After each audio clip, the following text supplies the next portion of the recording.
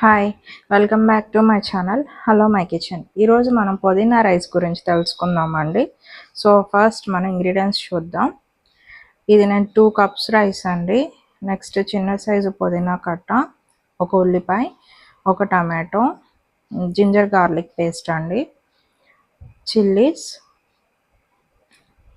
Whole spices అండి, కాజు, కొత్తిమీర, ఘీ అండి.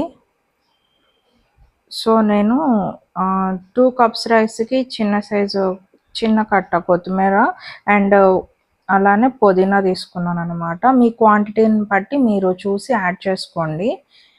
సో ఫస్ట్ మనం మిక్సీ జార్ తీసేసుకొని కొంచెం కొత్తిమీర అండ్ కొంచెం పుదీనా, అలానే కొన్ని చిల్లీస్ అండి, కొంచెం టమాటో యాడ్ చేసేసుకొని మనం మంచిగా దీన్ని మిక్సీ పట్టేసుకుందాం.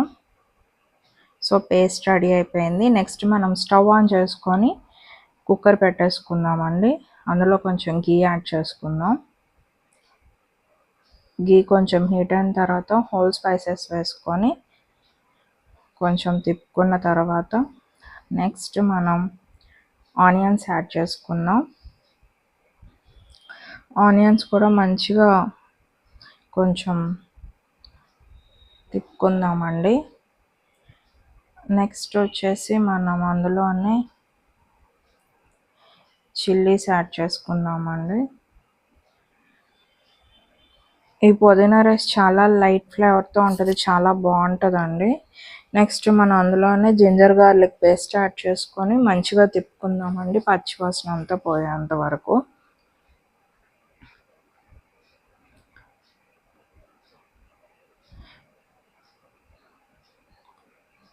ఒక 2 మినిట్స్ మనం మూత పెట్టేసుకుందామండి. నెక్స్ట్ తీసి తిప్పుకొని అందులోనే మనం టమాటోస్ అండ్ కాజు యాడ్ చేస్తున్నామండి.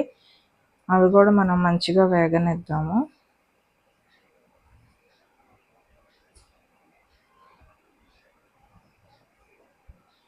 ఒక 2 మినిట్స్ మూత పెట్టేసుకుందాం.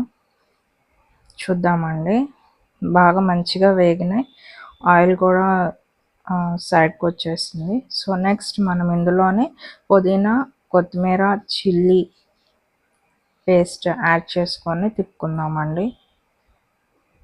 ఇది కూడా మంచిగా మూత పెట్టేసుకొని ఒక 2 to 3 మినిట్స్ మగ్గనిస్తే అది ఆయిల్ అంతా మొత్తం బయటకు వచ్చేసి మంచిగా వేగి ఉంటుందండి. మూత పెట్టేసుకుందాం. చూద్దామండి. చూడండి, మంచిగా వాటర్ అనేది ఏదైతే ఉంటుందో అది ఎవాపరేట్ అయిపోయి మంచిగా వేగి ఉంది. సో ఇందులోనే నెక్స్ట్ మనం రైస్ వేసేసుకుందామండి. జస్ట్ మనం రైస్ వేసుకొని కొంచెం అటు ఇటు తిప్పుకొని ఒక 1 to 2 మినిట్స్ అలా మూత పెట్టి కొంతసేపు ఉంచిన తర్వాత తీద్దాము. నెక్స్ట్ ఇందులో మనం వాటర్ యాడ్ చేసుకుందామండి. నేను 2 కప్స్ రైస్కి 4 కప్స్ వాటర్ యాడ్ చేస్తున్నానండి.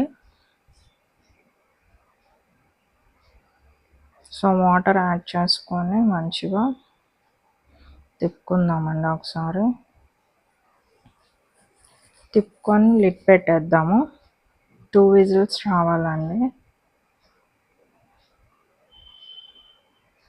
చూద్దాం. చూడండి, చాలా మంచిగా కుక్ అయింది, పలుకుగా కూడా వచ్చింది. ఒకసారి ట్రై చేయండి. ఇది రైతా అండ్ నాన్ వెజ్ కర్రీస్లోకి చాలా బాగుంటుంది. లైట్ ఫ్లేవర్తో పుదీనా చాలా టేస్టీగా ఉంటుందండి. ఒకసారి మీరు ట్రై చేయండి. ప్లీజ్ సబ్స్క్రైబ్ మై ఛానల్ అండి.